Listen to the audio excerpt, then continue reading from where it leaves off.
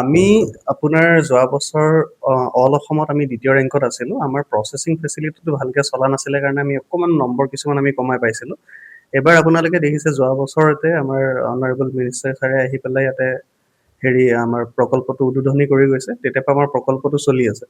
তো এতিয়া আমাৰ যোনমানখিনি জাবৰ ইয়াতে ওলাই আছে, আমি সেইখিনি প্ৰচেছিঙো কৰিব পাৰিছোঁ।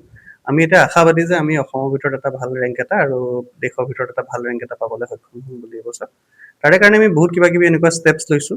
যেনেকে আপোনাৰ এতিয়া আপুনি টাউনত দেখিছে আমি ৰাতি আমাৰ মেচিন চলি থাকে ঝাৰু মাৰা। আমি ড্ৰেইন চেইন ক্লিয়াৰ কৰি আছোঁ মেচিনেৰী দি। তাত আমাৰ হেল্ড মেচিনছ আহিছে ঝাৰু মাৰিবলৈ। তাৰপিছত আৰু আমাৰ মৰ্ণিং টু নাইট 24/7 আমাৰ কাম চলি থকা হৈছে। টুইন বিনছটো একচুৱেলি আমি লিটাৰ বিন বুলি কওঁ। যেনেকে আপুনি যদি আমাৰ বাকী কিছুমান আমাৰ চহৰ আছে নৰ্থ ইষ্টতে, শ্বিলং হওক, মিজোৰামৰ আইজল হওক, তাতে আপুনি দেখে কি ঠায়ে ঠায়ে তেওঁলোকে বিনছ কিছুমান ইনষ্টল কৰি ৰাখে। আমাৰ ইয়াতে কি হয়, এটা আপোনাৰ আইডিয়েল এটা আছিলে মানুহৰ, কি ডাষ্টবিন দেখিছে তাতে প্লাষ্টিকত এসোপামান জাবৰ চাবৰ ভৰাই পেলাই ডাইৰেক্ট ডাষ্টবিনত পেলাই দিয়া আছিলে। সেইকাৰণে আমি ডাঙৰ ডাঙৰ ডাষ্টবিনবিলাক ৰিমুভ কৰি পেলাই আমি সৰু সৰু ডাষ্টবিন নাইকিয়া কৰিছিলোঁ, আমি বিন ফ্ৰী চিটি বনাইছিলোঁ। এতিয়া যিমানখিনি আপোনালোকে টুইন বিন দেখিব টাউনখনত, সেইখিনি একচুৱেলি লিটাৰ বিন বুলি কোৱা হয়। ধৰক কোনোবা আপোনালোকে মাৰ্কেটত ওলাই আহিছে, সৰু ল'ৰা ছোৱালীয়ে চকলেট খাইছে বা কিবা চিপছৰ পেকেট খাইছে, সেই সৰু সৰু পেকেটবিলাক তেওঁলোকে হাতত কেৰি কৰিবলৈ দিগদাৰ হয়। সেইটো কাৰণে আমি 100-150 মিটাৰৰ ভিতৰে ভিতৰে আমি গোটেই টাউনখনত টুইন বিন লগাইছোঁ। আৰু মানুহখিনিয়ে কি কৰিব পাৰিব, সেই সৰু সৰু পেকেটবিলাক হাতত কেৰি নকৰি পেলাই 100 মিটাৰ এটা গ'লে বা 10 মিটাৰ 15 মিটাৰ এনেকুৱাকে গ'লে তেওঁলোকে এটা এটা টুইন বিন ক'ৰবাত নহয় ক'ৰবাত পাই যাব। সেই টুইন বিনত ডাইৰেক্ট তেওঁলোকে লিটাৰটো পেলাবলৈহে আমি টুইন বিন লগাইছোঁ। আৰু টুইন বিন আমি স্কুলছৰ ফ্ৰণ্টত, আমি ৰিলিজিয়াছ ইনষ্টিটিউশ্যনৰ ফ্ৰণ্টত, মাৰ্কেট কমাৰ্চিয়েল এৰিয়াছখিনিত আমি পুৰা টুইন বিন লগাইছোঁ। আমাৰ ঘাটখিনিত লগাইছোঁ, আমাৰ পাৰ্কছত লগাইছোঁ। গোটেই আইডিয়াটো এইটোৱে হয় কি মানুহে যাতে জাবৰ হাতত কেৰি কৰিব নালাগে, লিটাৰখিনি আমি যোনটো কওঁ, সেই লিটাৰখিনিৰ কাৰণে আমি লিটাৰ বিন লগাইছোঁ।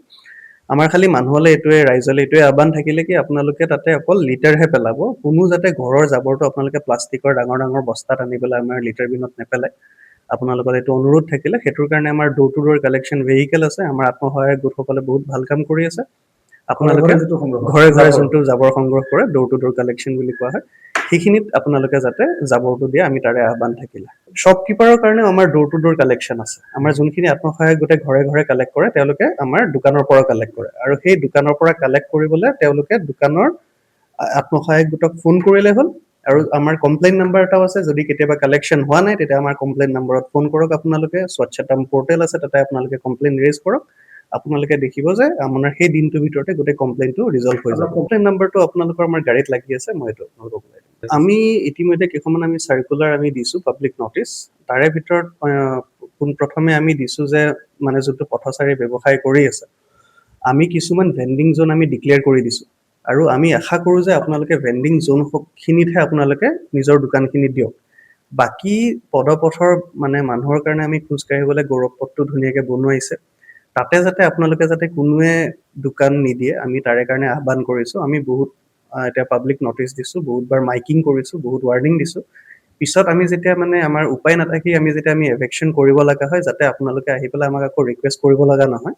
সেইকাৰণে আমাৰ এতিয়া আজি আপোনালোকৰ জৰিয়তে, আমাৰ যোনটো সামাজিক মাধ্যম মিডিয়াৰ জৰিয়তে আমি যোনটো মানে কথাটো ওলাব বিচাৰিছোঁ যে আপোনালোকক আমি আকৌ এবাৰ আহ্বান কৰিছোঁ, আপোনালোকে যোনখিনি নন ভেণ্ডিং জ'ন হয় তাতে যাতে একো বজাৰ নিদিয়ে, আমি তাৰে আপোনালোকৰ আগত অনুৰোধ জনাইছোঁ।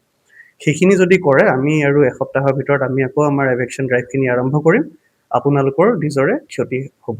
2 নম্বৰটো হয় আমাৰ য়েল্ল' স্পট আৰু ৰেড স্পট। য়েল্ল' স্পটটো হয় আমাৰ টয়লেট, মানে মানুহে য'তে ত'তে আপোনাৰ পেচাব কৰে, সেই বস্তুটো এটা দুৰ্গন্ধৰ মানে এটা পৰিৱেশ এটা সৃষ্টি কৰে। আৰু 2 নম্বৰ কথাটো হ'ল কি তাৰ পৰা বহুতখিনি বেমাৰ হয়।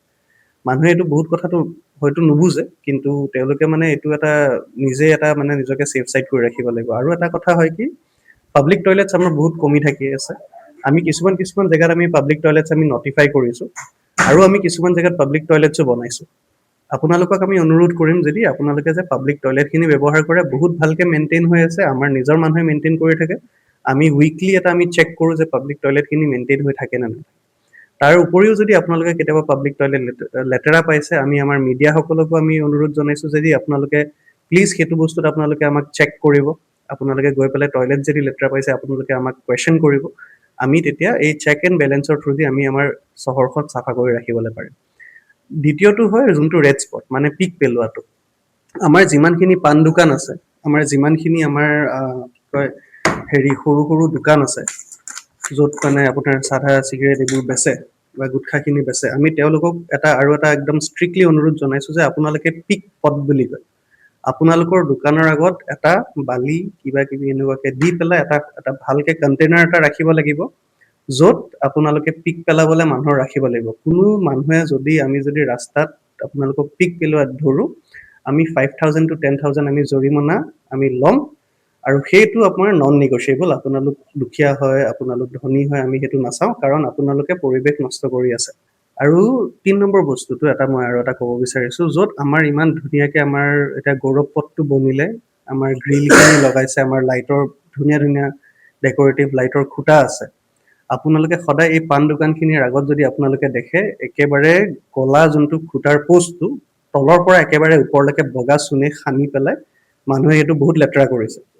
আমাৰ লগত ভিডিঅ' ফুটেজ আছে, আমি আপোনালোকক অপদস্থ কৰিব বিচৰা নাই, আপোনালোকৰ কথা মানে বেয়াকে আমি ওলাব বিচৰা নাই কাৰণে আমি ভিডিঅ' ফুটেজখিনি আমি ৰিলিজ কৰা নাই। কিন্তু আমি বহুত অনতিপলমে আমি আমাৰ স্ক্ৰীনশ্বট আমি সেইখিনি দেখাম, যে আমাৰ টাউনখনৰ কাৰণে কোনে ভাল কৰি আছে আমি সেইখিনিও দেখাম, আমাৰ টাউনখনৰ কাৰণে কোনে বেয়া কৰি আছে আমি সেইখিনিও দেখাম। আপোনালোকক আকৌ এবাৰ বহুত মানে বিনম্ৰতাৰে আমি অনুৰোধ জনাইছো যে আপোনালোকে দোকানৰ আগত চাধা বা আপোনালোকে তামোল পাণ খাই চূণ যাতে আপোনালোকে আমাৰ পাব্লিক প্ৰপাৰ্টিত আপোনালোকে নাখানে, আপোনালোকে যাতে য'তে ত'তে পিক নেপেলায় আৰু য'তে ত'তে পেচাব নকৰে, সেয়া আমাৰ অনুৰোধ থাকিলে। আৰু আমি নটিচ এখন ৰিলিজ কৰিছিলোঁ, প্ৰত্যেকটো আমাৰ মাৰ্কেট যাৰ আছে দোকান আছে, তেওঁলোকে নিজৰ ফ্ৰণ্টত এটা ডাষ্টবিন মেইনটেইন কৰিব লাগিব। সেইটো আপোনালোকে যাতে মেইনটেইন কৰে তাৰে কাৰণে আমি আহ্বান জনাইছোঁ।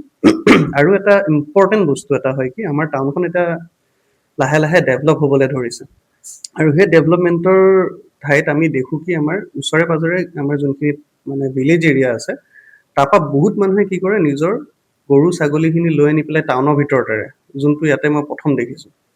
মানুহে জেনেৰেলি টাউনৰ পৰা গাঁৱৰ ফালে লৈ যায় গৰু চৰাবলৈ বা কিবা কৰিবলৈ, ইয়াতে আমাৰ টাউনলৈ আনে।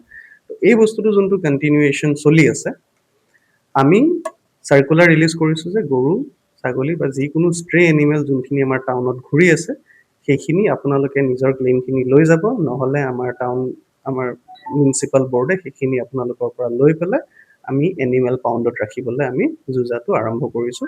সেইবাবে আপোনালোকক আহ্বান কৰিলোঁ যে আপোনালোকে যাতে বস্তুখিনি আপোনালোকৰ নিজৰ যিমান জীৱ জন্তু পশু পক্ষী আছে আপোনালোকে যাতে ভালকে ৰাখে।